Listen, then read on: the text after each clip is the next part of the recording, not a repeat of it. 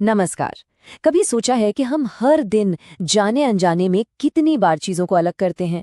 और ये कोई मामूली काम नहीं है, ये एक वैज्ञानिक प्रक्रिया है। चाय छानने से लेकर चावल धोने तक ये जो पृथक्करण या सेपरेशन है, हमारी जिंदगी का एक बहुत ही जरूरी हिस्सा है। तो चलिए आज इसी छिपी हुई कला को थोड़ा और करीब से समझते हैं। जरा सोचिए, अभी हाल ही में जो खाना खाया था उसके बारे में सोचिए। हमारी प्लेट तक पहुंचने से पहले उस खाने को किन किन प्रक्रियाओं से गुजरना पड़ा होगा।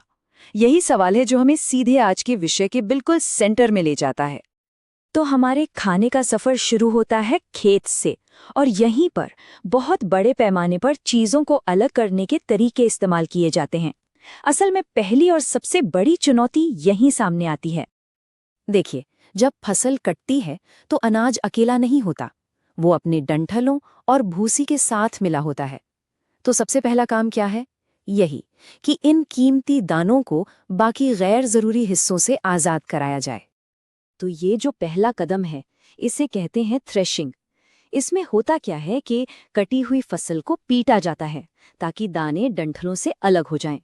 अब ये काम चाहे मशीनों से हो या पुराने तरीकों से, मकसद एक ही है, अनाज को आजाद कराना।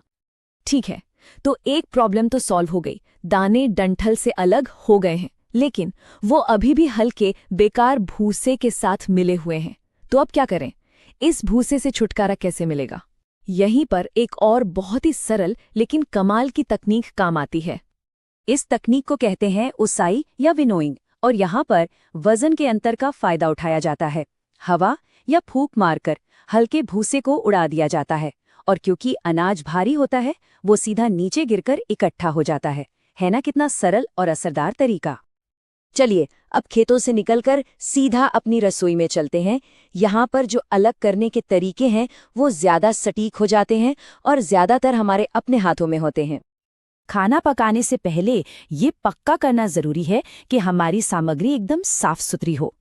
इसके लिए हम कुछ तरीके अपनाते हैं, जैसे कि हाथ से चुनना, जिसे हैंड पिकिंग कहते हैं, या फिर छानना यानी सीविंग, और एक और तरीका है चुंबकीय पृथक्करण। हैंड पिकिंग यानी हाथ से चुनना, अरे ये तो हम सब ने किया है। दाल या चावल पकाने से पहले उसमें से छोटे मोटे कंकड़ या दूसरी खराब चीजें हाथ से ही तो निकालते हैं। हम उन्हें उनके अलग रंग या आकार की वजह से पहचान लेते हैं। ये चीजों को अलग करने का सबसे सीधा और आसान तरीका है। फिर आता है चालन या सीविंग। यहाँ पर सारा खेल साइज का है। एक छलनी या जाली का इस्तेमाल करके मिश्रण को उससे गुजारा जाता है। छोटे कण नीचे चले जाते हैं और बड़े वाले ऊपर ही रह जाते हैं। आटे से चोकर अलग करना इसका बढ़िया उदाहरण है। और यही चीज बड़े पैमाने पर कंस्ट्रक्शन साइट पर भी होती है, जब रेत से कंकड़ अलग किए जाते हैं। और तीसरा तरीका है चुंबकीय पृथक्करण। जैसा कि नाम से ही जाहिर है, इसमें चुंबक का इस्तेमाल होता है। ये तकनीक एक बहुत ही खास गुण पर काम करती है। चुंबक सिर्फ लोहे जैसी चुंबकीय चीजों को ही अपनी तरफ खींचता है। तो अगर किसी मिश्रण में लोहे की खीलें हैं, तो चुंबक से उन्हें आसानी से बाहर निकाला जा सकता है। ठीक है, अब तक हमने सूखे मिश्रणों की बात की, पर तब क्या जब पानी या कोई और तरल पदार्थ भी शामिल हो? रसोई में तो ये बहुत ही आम बात है। चलिए अब उन तरीकों को देखते हैं। हाँ, तो यहाँ एक 2 स्टेप वाली प्रक्रिया है। पहला है अवसादन यानी सेडिमेंटेशन। इसमें क्या होता है कि अगर पानी में कोई भारी न घुलने वाली चीज है तो वो धीरे धीरे नीचे बैठ जाती है।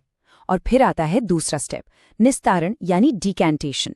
इसमें हम ऊपर के साफ पानी को धीरे से दूसरे बर्तन में निकाल लेते हैं और गंदगी नीचे ही रह जाती है। चावल या दाल धोते वक्त हम यही तो करते हैं। तो निस्तारण और निस्यंदन में फर्क क्या है? देखिए, निस्तारण एक तेज तरीका है, लेकिन ये मोटी मोटो चीजों को ही अलग कर पाता है। वहीं निस्यंदन या फिल्ट्रेशन एक ज्यादा पक्का तरीका है। इसमें हम एक फिल्टर का इस्तेमाल करते हैं जो बहुत बारीक कणों को भी रोक लेता है। इसका सबसे बढ़िया उदाहरण है चाय बनाना।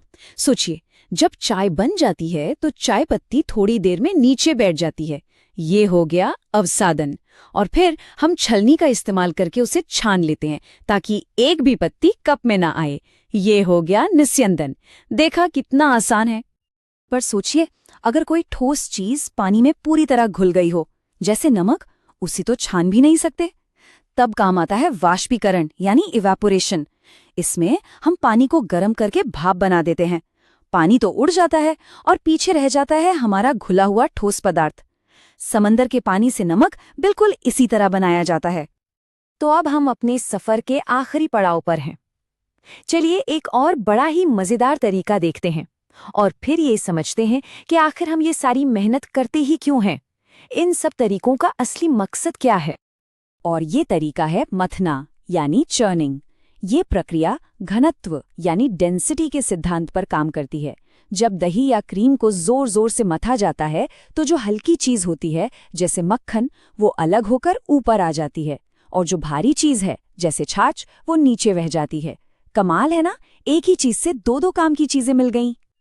तो थ्रेशिंग से लेकर मथने तक हमने कितने सारे तरीके देखे, पर सवाल वही है, हम ये सब करते क्यों हैं? आखिर इन सब चीजों को अलग करने के पीछे का मकसद क्या है? असल में इसके बस दो ही मुख्य कारण हैं। जी हाँ, इन सभी प्रक्रियाओं के पीछे सिर्फ दो बड़े लक्ष्य छिपे हुए हैं। पहला, किसी बेकार या अनचाही चीज को हटाना, जैसे अनाज से कंकड़ निकाल देना, हमें शुद्धता चाहिए।